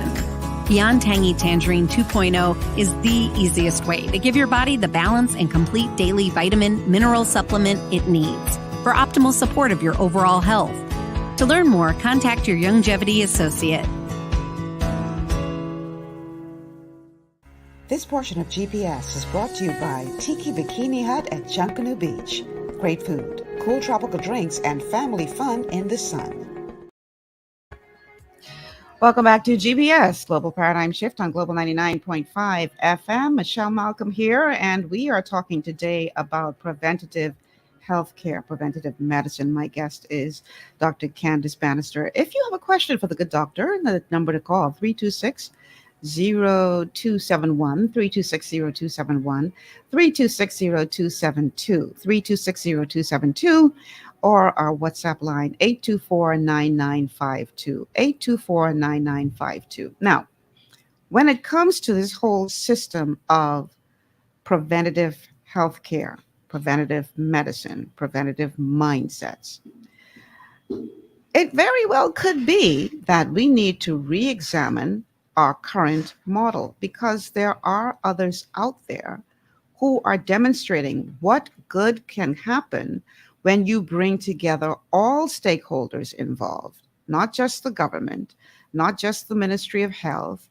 not just the clinics, not just the doctors, not just the nurses, not just the naturopathics, not just the community, but you bring everybody together to be a part of the solution. This is actually happening, people. We don't have to reinvent the wheel. There is a better model. Let's go to clip number 4.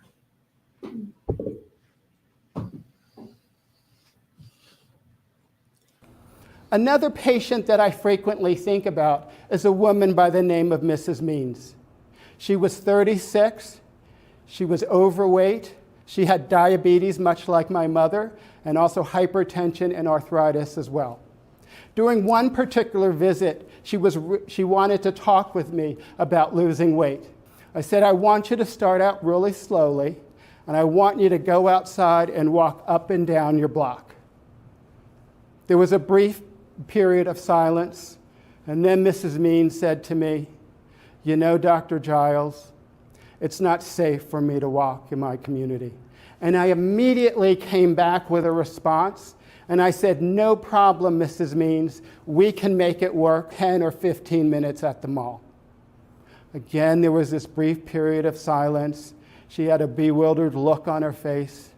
And then she said, Dr. Giles, for me to go to the mall, I've got to take 3 buses, and it's going to take me 45 minutes each way. That's not going to work for Mrs. Means. The last person I want to talk about is my uncle, Tommy Wigfall. Tommy is an amazing individual.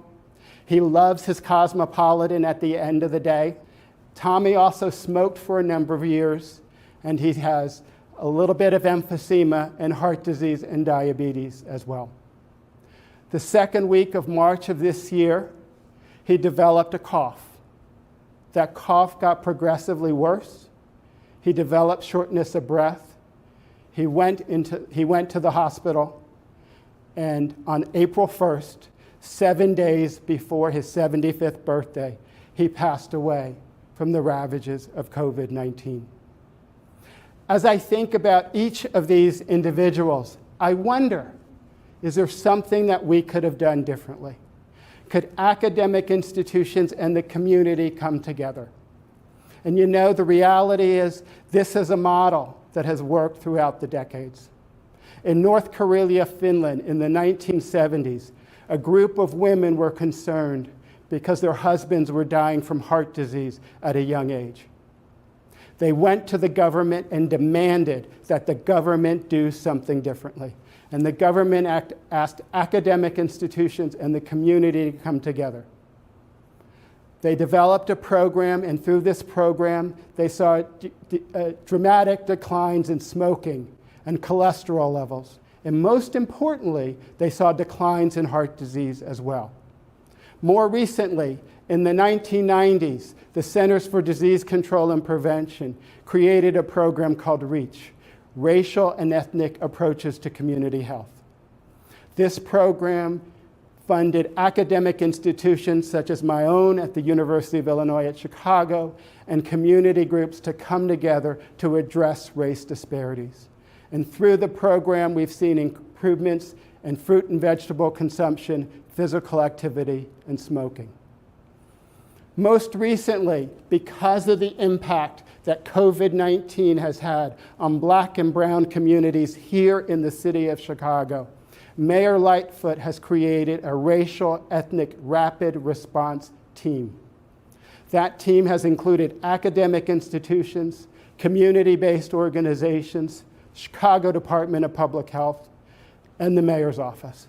Together, we're looking and using hyper-local data to target prevention and communication messages, and also to target testing to high-impact communities.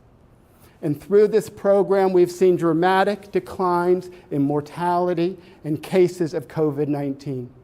What if Mrs. Means had had such a program in her community and they had worked to create safe places to be physically active?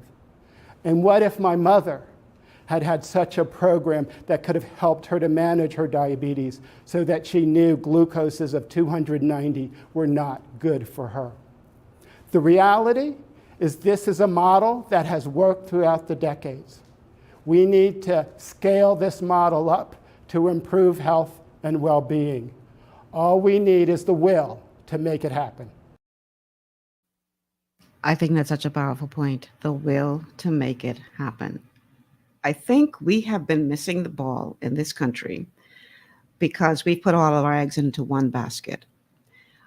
I really think the time has come, if we're serious now, because like I said before, rhetoric is one thing, good PR is one thing, but if we're really serious about what we say we want to do as it relates to improving the health of our nation, why are we not bringing everybody to the table who can have some kind of input into this conversation?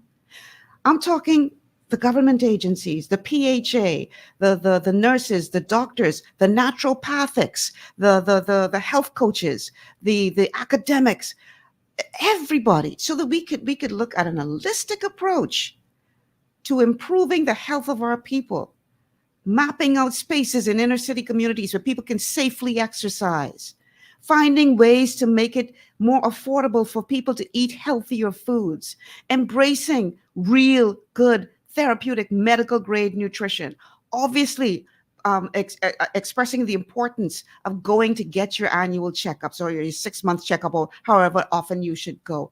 All of these factors coming together to create a model that works. Because I hate to say it, but what we have right now ain't working. What are your thoughts, doctor? Preventing illness is definitely multidisciplinary. There has to be a multidisciplinary approach, okay? And everyone needs to be involved, okay? Everyone, not just the government, okay? But it's interesting.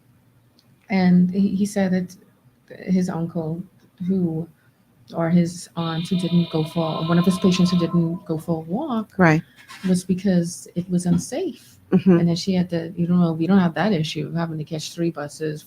Well, actually, we do have that. To go and exercise. That is an issue in this country. It is. And people don't even realize that. Mm-hmm. Because when I ask my patients, why don't you work out?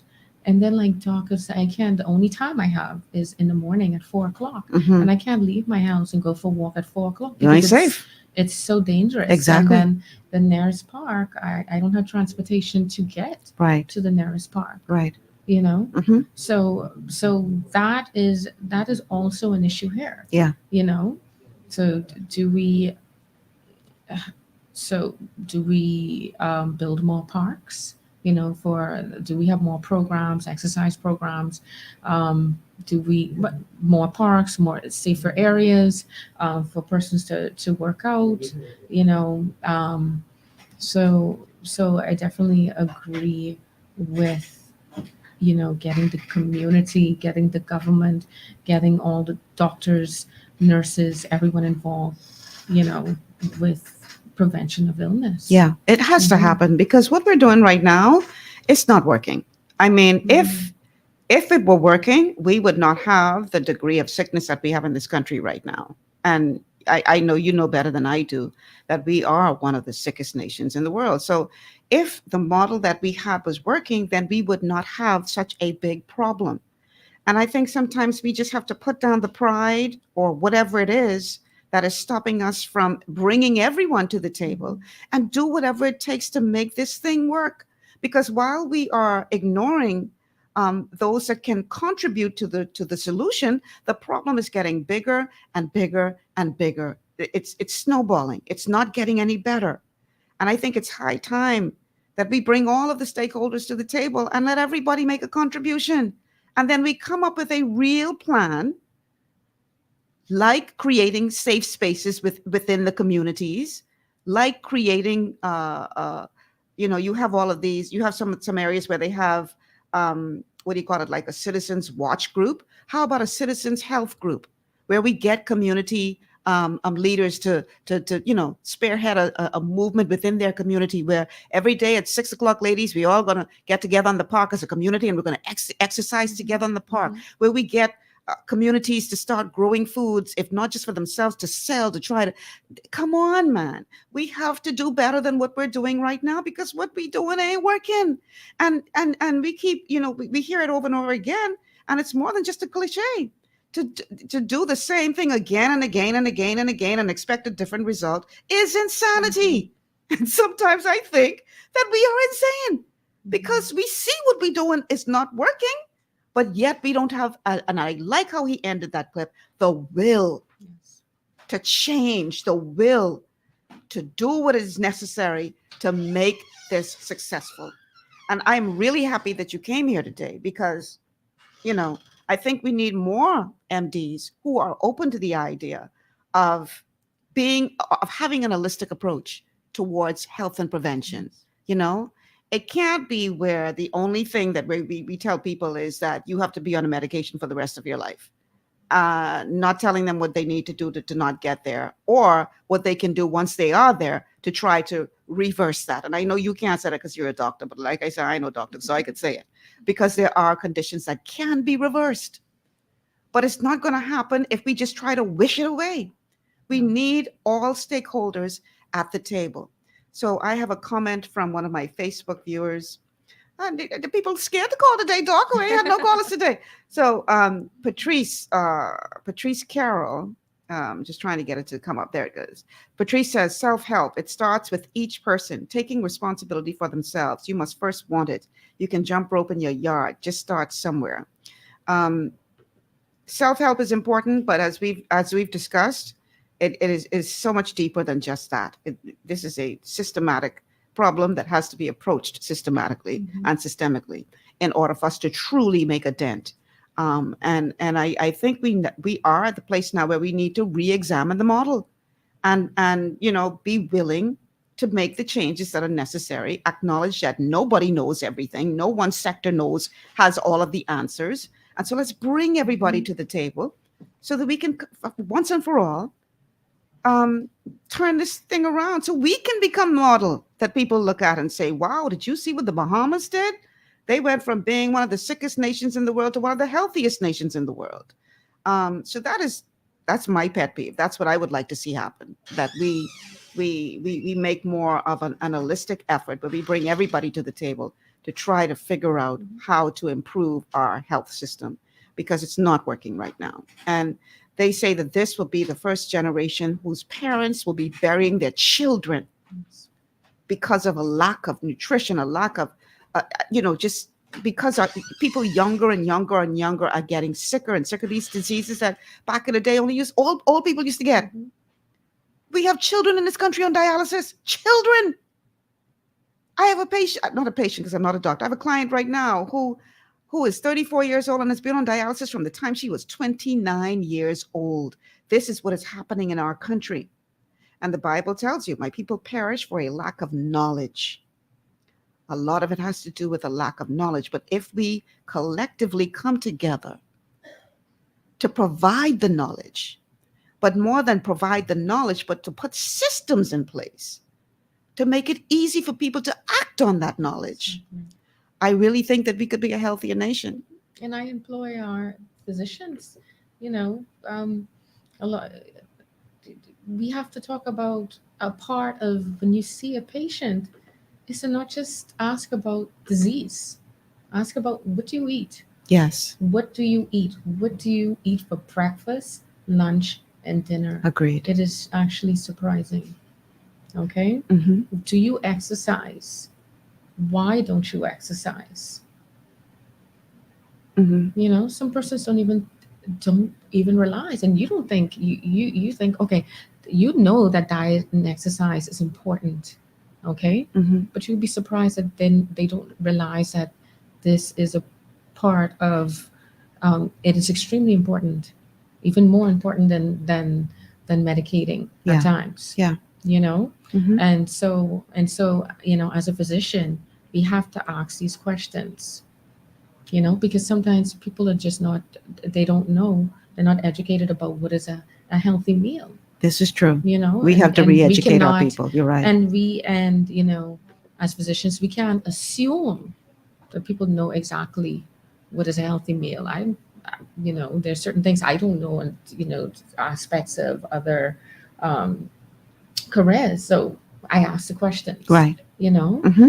and so this is why when you see a patient, no matter what your specialty is, or you know, always you can capture that patient at that moment, you know, and see if you know, if they need to incorporate, well, all everyone needs to incorporate lifestyle changes, Mm-hmm. lifestyle modifications, you know. Mm-hmm. It's not a diet, it's a lifestyle. Exactly. Diets don't work, actually. No. You lose weight and then you put back on more than you lost to begin with. Diets don't work. What you need is a lifestyle change. I agree with that 1,000%. We can't ignore in this conversation children, because they may not come from a home where they're getting the knowledge. So that means that we have them on lock, like they say, from the time they walk through the school doors to the time they go home. Should we be doing more to utilize that time, some of that time, to teaching our children what they need to do to be healthier? And who knows, maybe they could go home and rub a little bit of that off on mommy and daddy. What are your thoughts on that? Oh, definitely. You know, a healthy lifestyle starts from childhood. Yeah. Okay. And again, this is not just the home, this is school. Okay. There needs to be healthier choices in school. Mm-hmm.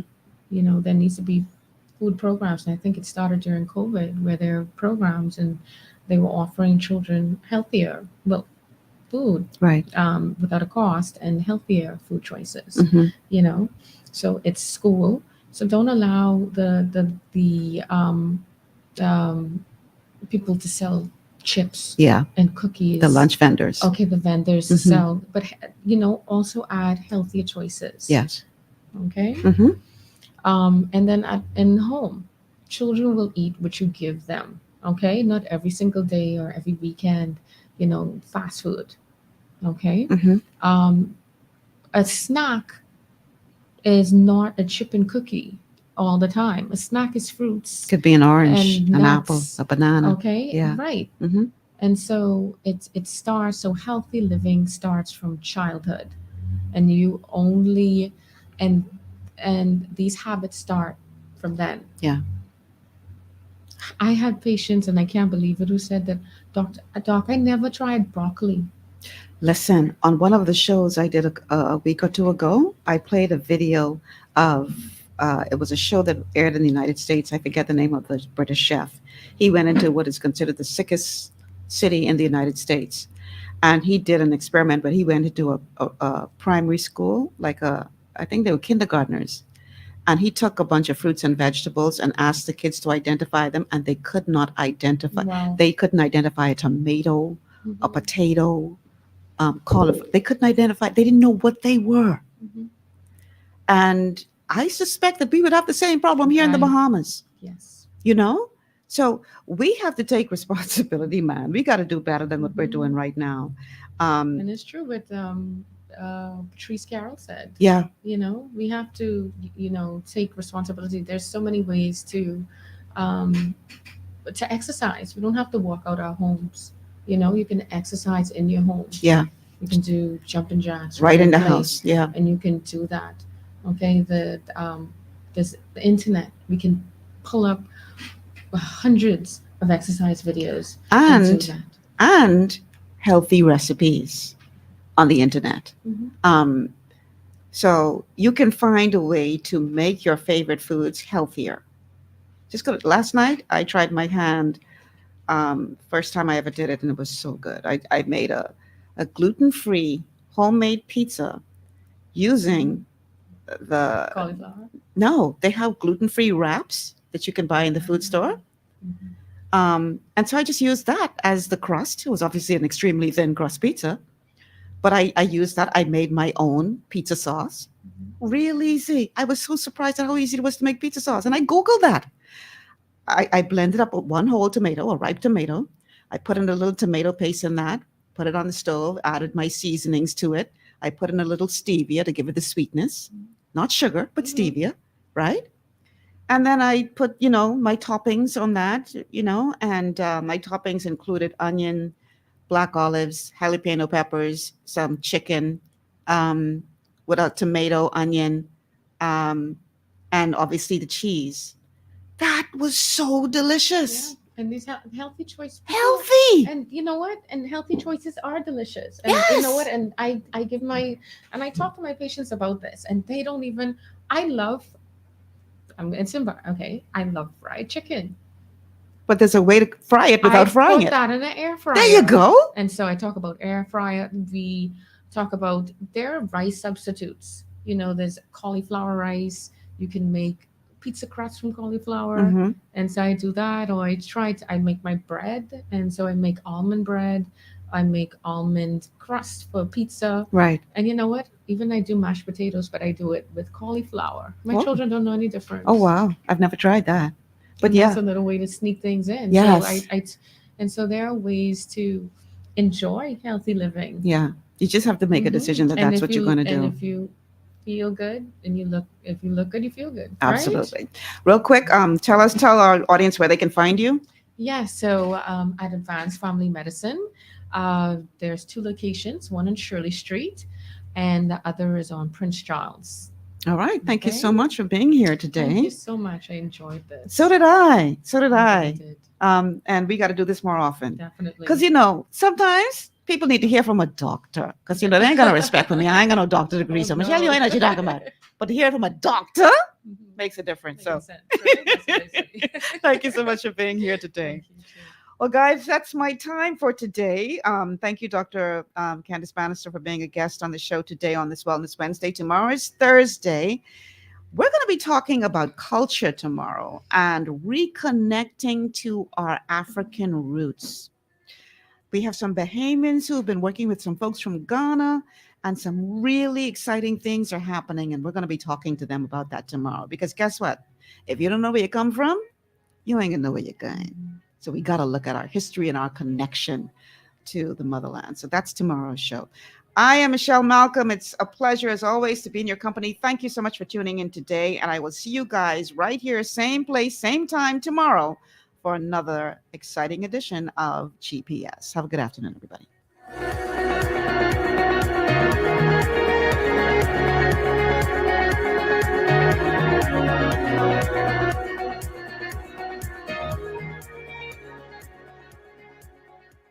Global 99.5 FM reminds our listeners